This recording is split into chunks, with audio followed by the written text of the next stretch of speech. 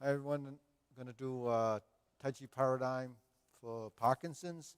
So we're going to do about 20 minutes to 25 minutes of the warm-ups and some stepping and some different benefits of doing these exercises that will help support or support your movement, especially your walking and turning, and hopefully can prevent some of the progression of the movement disorder. So on that same token, I want to let you know that a lot of these movements are specifically for learning to move different parts of your body, and at the same time trying to avoid the rigidity and tension that you might have. I've mentioned before that maybe it's anxiety, maybe it's just things psychologically that's affecting you. So we try to avoid some of the rigidity and stiffness by moving. Try to move through the stiffness, because stiffness is just muscles tensing. So you got to override that, and when we stretch and we do all these things, that's overriding the reflex that causes you to stay tense. So movement actually doesn't allow you to become locked in like that. So try to learn how to do these simple exercises and make a routine out of it, because doing this consistently is very important. Not doing it really, you do it this week and you don't do it for a few weeks, you really don't remember what you're doing, and your body doesn't adapt. So at the same time, we want to build a routine so that every day we get up, we might do a half a dozen of these exercises. You don't have to do hundreds of them. Just do 10 or 12 of each of these exercises. Do the ones that you like the most, and then do the ones that are challenging, that really helps the learning, allows you to learn and understand more about this. So we start with our feet shoulder width. That's going to the 90-degree position. And I think because nobody's here, I don't need to wear the mask. So go into the shoulder width position. After going to 90 degrees, um, so you go to 90 degrees to shoulder width. Then we bring our hands up. Remember, this is called the hoop. So it's a circle, and we turn to the right and left. 1, 2, 3. Now, when we go like this, 1, 2, 3, you have to relax for the action to happen. So you just do this 3 or 4 times, and then it allows you to get sort of this feeling of letting go, and then letting go, and then going back in that direction. So the muscles really contract and release, contract and release. So that will help stimulate circulation as well, and it also creates this movement that turns your spine. All right, so you need to move your torso, but don't do it and hold it, because then you start to get rigid. So just kind of pass through the points of, or the range of that motion. So you're twisting your torso, and you're getting your body to start to go right to left. Okay, then we go like this, and we're going to bend to the side, and you feel a little bit of a stretch over here. But really what you're doing is manipulating your skeleton. Your skeleton, your ribs, all of these are little joints. And these little joints will actually move a little bit. Some people are more flexible than others. But if those joints haven't been moving for a while, there's not going to be much movement. But part of the restriction is tension. So you have to let your body go, and we're not holding it, because holding it, just like you're lying on a pillow for an extended period of time, you might get a stiff neck. So don't go into the positions, just kind of pass through them, and then let the body build some flexibility. Okay. Now you got a lot of connective tissue up in here, and you're not a whole lot of muscle per se. It's they're not the big muscles, so you just have to kind of move them to get some circulation there. Now you're going to lift up like this, and then reach down, use your hands as support, and kind of let go. If you can go lower, let it go, release, release, release, and then come back up. Inhale, exhale. Then you go up again, Now you start to slide down all the way down. Go as deep as you can, but don't overdo it. Stop if it gets too tense, and then you start to go up. So we do that about 3 times, okay? Now this time we're going to do it a little bit differently. We're going to lift up, and we're going to go down as far as you can, and then turn to your right, turn to your left, turn back to center, inhale, exhale. Now you notice if you go up and you let yourself go down and you start to turn and you're moving, you feel a little bit even more relaxed, and then you actually will go a little bit lower. And exhale. Okay, hands in your waist. Circular movements, you're going to shift the weight from side to side, and you go into the right, then the left. So just making a circle, loosening the hips, keep the head as still as possible. So that means you have to release and let the neck release. Now we'll go the other direction. 1, 2, 3, 4, 5, and 6. Okay, so then we go to the cross arm position. Hold the knees. If you're following any of these videos, you would see that these are the same exercises do on every video.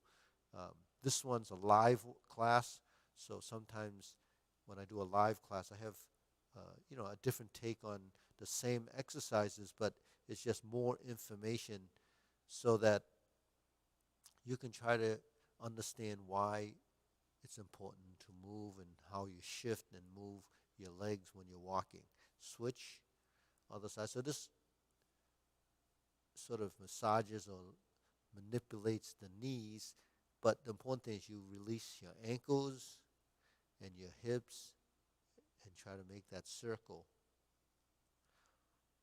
Now, any of these exercises, if it hurts, then there's a problem outside of, it's not the exercises, it's actually something in the joints. So that's something that you have to be careful with. Now, if you're very tight, just don't overdo those movements. Don't force anything, all right? Deep breathing is this movement. Now, I think this exercise, if you can do it, you can do a half a dozen of these or 3 at a time as a set, and you can do these throughout the day. You can do this, several times a day, or do it whenever you feel like you want to just get a deep breath.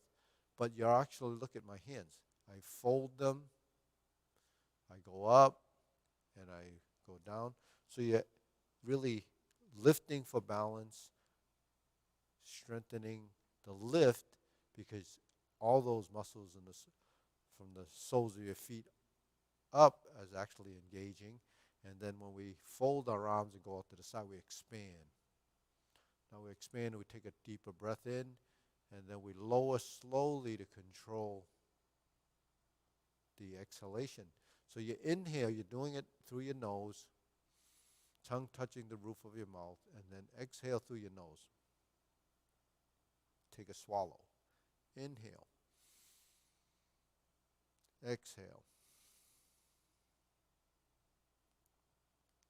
And you can swallow if you feel like saliva is accumulating in your mouth. Just exhale. So you try to balance the inhalation, exhalation, keeping it about the same volume of air, okay?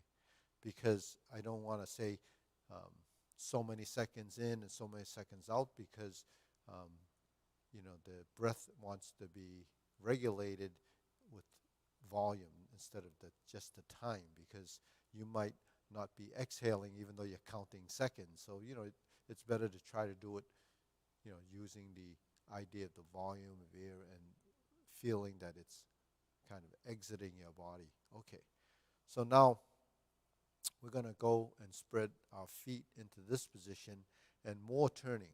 Twist. 2, 3, 4, 5, 6, 7, 8, 9, 10, 1, 2. So I did 12 of them, 6 on each side. That kind of frees you up again, turning. So remember, movement stimulators make circulation. Sometimes the tension in your body is why it makes you irritable because of the tension in the body and the lack of oxygen going into the muscles. So, it's good to just swing your arms from side to side and twist your shoulders. Okay. Then we go back to the shoulder width stance, hands on your waist, and we're going to do the shoulder rolls. Some people will have a little trouble making a circle simply because maybe you've never done this and the muscles are very tense in the shoulders, especially these. And the shoulders don't want to move. So learn to do this. We just do half a dozen or going one way, and then we reverse.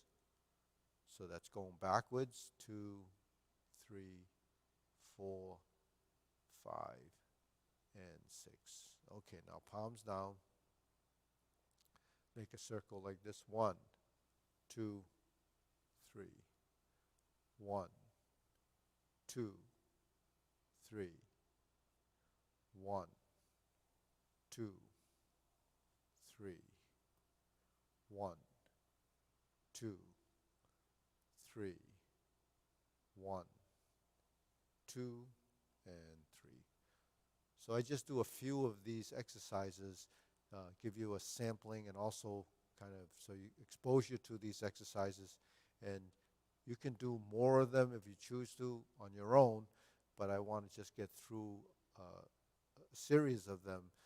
For some people it might be too long of a session to do an hour worth, so that's why I've reduced the classes down to 20-minute sessions. Sometimes I go a little bit over with the walking and so forth, but I think that's about the time frame that would work best for most people, so that it doesn't become overwhelming to do so many of these different exercises. So when we're in the 90-degree position and we go to shoulder width position, with the hands on the waist, we have this pivoting. So pivoting, going forward and back and turning back to center, is building some foot control, leg control. Remember what I've mentioned, that when you pivot your feet, it takes you in a direction. And that's important to know, that if you point your toe in a direction, especially the lead foot, it's going to head you in the direction that you're facing or going. So if my toes are facing to front, that's typically I would walk to the front.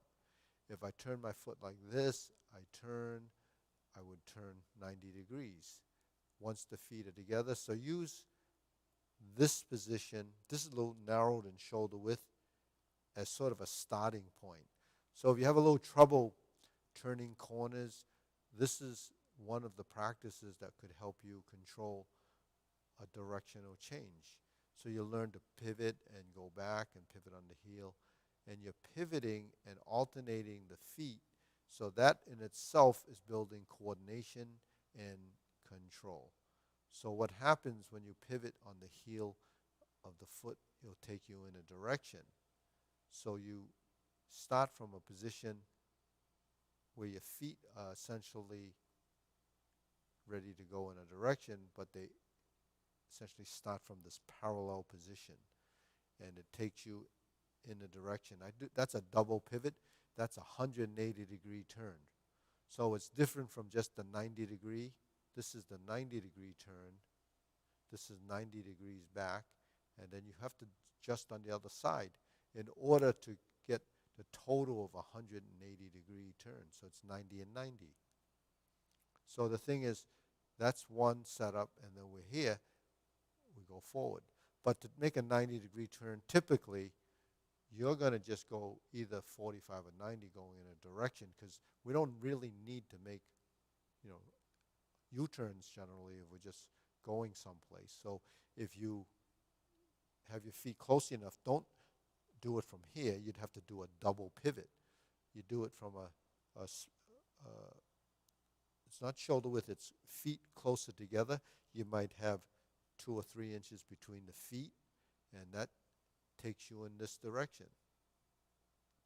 So when you pivot and shift your weight to that foot, that allows you to take your next step. So that's the mechanism, that's what you should practice if you have a little trouble turning, is to take yourself in that direction and then initiate a step in this direction. Now, if that first pivot is challenging, then just work one side if doing it on both sides is sort of too much to handle. So you do one side, get fairly good at that direction, and then work the other side. So, we have to work through it through repetition. The more you do it, the better you get. So when you pivot toward this direction and you head in this direction, you'll know that you're ready to take that step. So that's just being conscious of how to do a specific movement, because if you're going to go, we're not going out a lot now, but if you're going to go somewhere, or even at home, and you want to go forward and then turn into a room, that's the way you would go. Or turn into the bathroom, that's the way you would go. Maybe wherever it is you're standing, you will probably leave that single position to do something else. So that's where your feet come in. We don't pay attention to the feet. We actually do a lot of reaching. So, that's something that we have to be more conscious of, that move the feet and then move your arm, get close enough so you don't overreach. And overreaching is something that will cause you to be off balance, maybe create a position of instability, and maybe create a position that can take you into a fall. So the best thing to do in sort of fall prevention is to be a little bit more agile on your feet. Shift your weight. Learn to pivot. Sit back. This is shifting of weight. You're going forward and back. Pivot on the heel, pivot on the toe. Shift the weight from side to side. Now, we've done a lot of this forward, backward type stepping. So if we're in this position and I go like this, 1, 2, 3, 4. This is simulating the body mechanics for walking even though we're not moving. So this is something you can do right in your space. Go forward and back, forward and back. And so I don't know if you can see me in the mirror, but you can see from a side view that the hands are going opposite. Now I go switch the other side. So I'm not going to do too many of these, but you're balancing on this, you're moving the front foot, your left foot is out and your right hand, and then it switches and it switches.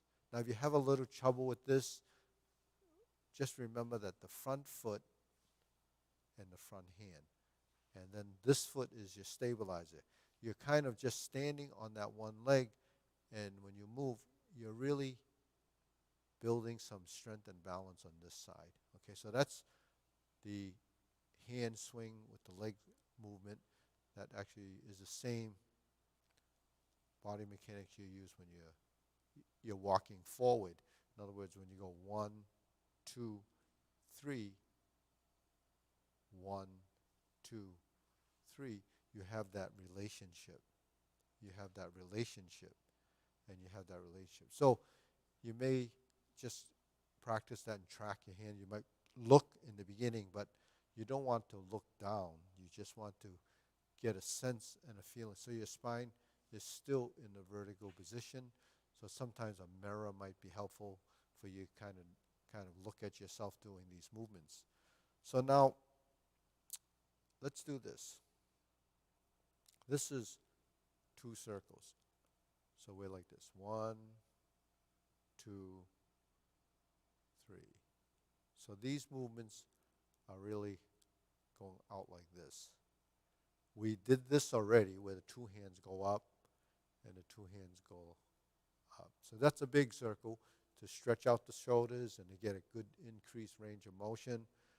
Movements can be eye level when you bring the movements down to sort of control the size of your circle. So when we do this, this is 2 small circles, and they merge in the middle and separate. Now if we alternate the hands, we start to turn into what we call the cloud hands, and then they're going to turn to the corner, and I turn to the corner, I turn to the corner, and I turn to the corner. So here's where the waist movement and the arm movement starts to connect. So this is a connection to right to left. This is a connection forward and back. This is a connection right to left. So, those are concepts, so you begin to understand that we really turn right to left, and we actually move forward and back as a dimension, because we actually move in space, and space is three-dimensional. So we should be always aware that our body should be moving three-dimensionally. So the body won't be isolated into this flat space. We're not in a flat space. It has volume, it has space. So when we move our hands, we have volume by turning. So this is right to left, and it's more of a shifting from side to side. When we're in a forward position, we have a forward and back, usually alternating. So now we have these movements and we have these. Now I'm going to take you to the side. Take you to the side. Take you to the side. Okay?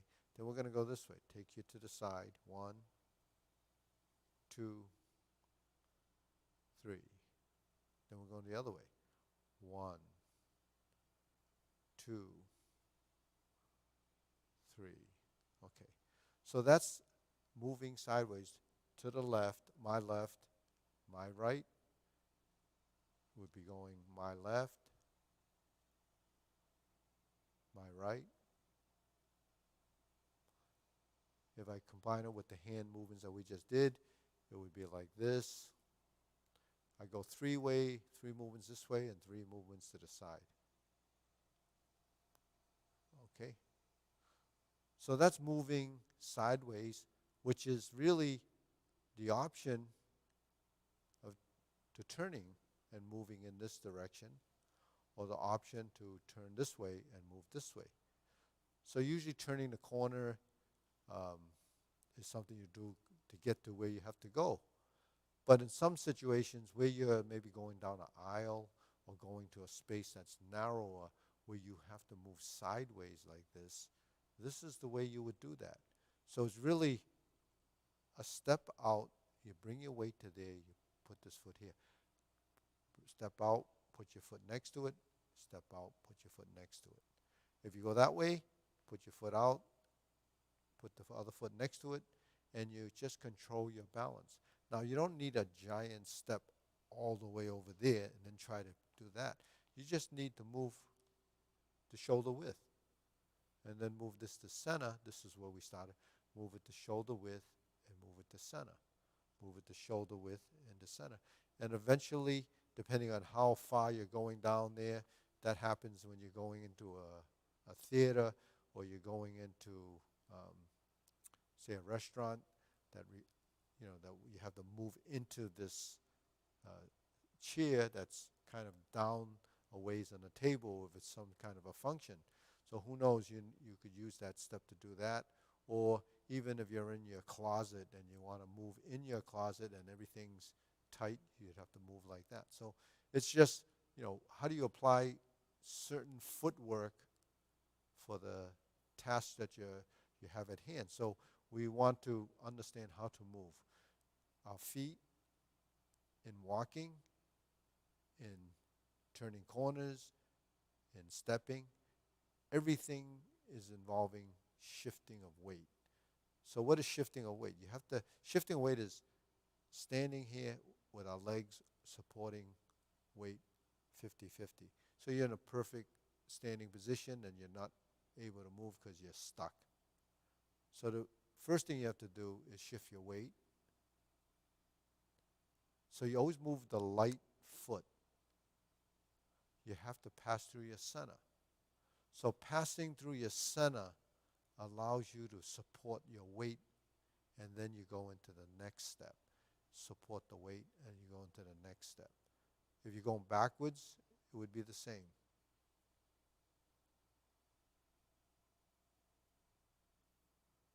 So you always have to go to a position of solid, meaning the solid foot is the one that's carrying the weight. That's what we call the substantial leg. It's a solid leg. It's your weighted leg. It can carry up to the most your body would be is 100%. You can't carry 100%, 110% of your weight unless you're carrying another 10% of body weight in an object. But typically, your body weight is over your foot, and you move the foot that's unweighted. So that's what weighting and unweighting is. So if you kind of understand this concept, that's how you practice your footwork, by shifting your weight, passing through, and then feel the balance. Feel the balance. So one of the reasons why you don't feel the balance sometimes going through a transition is because your body has too much tension. So there's tension in the body. It's very hard to respond or get a feeling of what that feels like, because most of the feeling is rigidity or stiffness. So you have to get rid of that if you can by understanding how that happens. You step and you step. So one of the other things that we've done before we end the class is the 3 steps forward and the 3 steps backward, right? So when we bring our hands here, I'm going to make a circle here. That's clockwise, and this is counterclockwise. So I'm going to do it from the back side, because clockwise is this way, counterclockwise or anti-clockwise is this way. I'm going to start with my right, left, right, and back, back, back. So it's 3, 1, 2, 3, and you're down. 1, 2, 3, and you're down. Now keep your body as straight as possible. You're making a circle. 1, 2, 3, and pause. 1, 2, 3, and pause. Now here, see my foot's not actually touching. 1, 2, 3.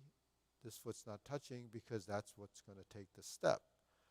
Now, it takes a little practice, but your body shifts a little bit to one side. You shift to here. Now, that's why you don't want your stance to be like this when you walk. Then you're like you're waddling, mainly because your center is here. If you walk outside the center, that's the only way you can stay balanced. So you have the center line. It's imaginary. So the closer your feet are to the center line, and they don't need to be like that. They just need to be naturally spaced, and then you have this center line, and you kind of keep, you don't have to walk the center line. That's like walking a tightrope. Just keep your feet going straight along that pathway, leaving that gap between the feet, and you won't get the side-to-side shifting as much, and it's easier to find your center if your feet are closer toward that center line. Because if you go outside that center line too far, you're going to start to sway. It's not that you can't, but that's how you're moving. Instead of moving that way, you move this way. Remember, shortest distance between 2 points is a straight line, so you want it as straight as possible without veering off into the corners. So on that note, I think that covers a lot of things that I wanted to cover. If you enjoyed this, just practice those exercises, and if you enjoyed this, you can share it with friends, but at the same time, do it as often as you can. They're not that difficult to do, as long as you put some effort into it, and try to understand what I'm trying to get across here, because understanding it will make it more valuable to you, because just doing movements without actually knowing why you're doing it becomes, sort of dead-ended, simply because, you're just forced to do it. But if you realize that it's something that's going to benefit you and how it benefits you, then the tendency is to do it, because you'll see some progression and you see some improvement